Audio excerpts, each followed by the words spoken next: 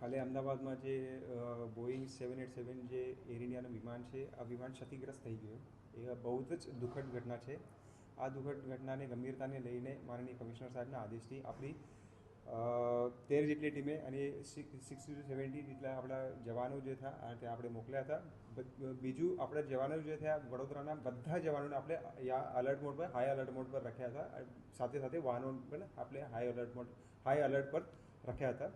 ત્યારે જઈને આપણે જે અમદાવાદની જે ફાયર એન્ડ ઇમરજન્સી સર્વિસીસની જે ટીમ છે, બીજું જે ફાયર સર્વિસીસની ટીમ છે, એમના સાથે સંકલન કરીને આપણે જે રેસ્ક્યુ ઓપરેશનથી એ રેસ્ક્યુ ઓપરેશનમાં આપણી ટીમને ત્યાં મદદ કરી હતી.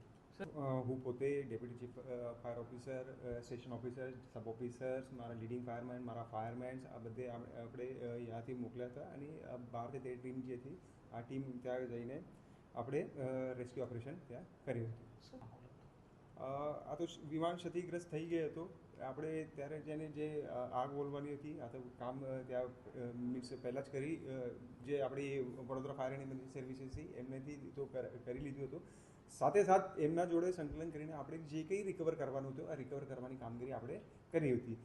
એમના સાથે સાથે આપણે માનનીય કમિશનર સાહેબના આદેશથી અને સ્ટેટના આદેશથી આપણે અહીંયા વડોદરામાં પણ આપણી બધી ટીમને આપણે અલર્ટ કરી દીધું હતું. જે કે આપણે કંઈ બીજું મદદ લાગે તો એમને આપણે તરત જ ડિપ્લોય કરી શકાય. પહોંચી ગઈ હતી. કોલ મળતા જ આપણી ટીમે અહીંયાથી 10 થી 15 મિનિટમાં અહીંયાથી ડિપ્લોય થઈ ગઈ હતી અને વડોદરા માટે આપણે અમદાવાદ માટે આપણે એમને પાચારણ કરી દીધું હતું.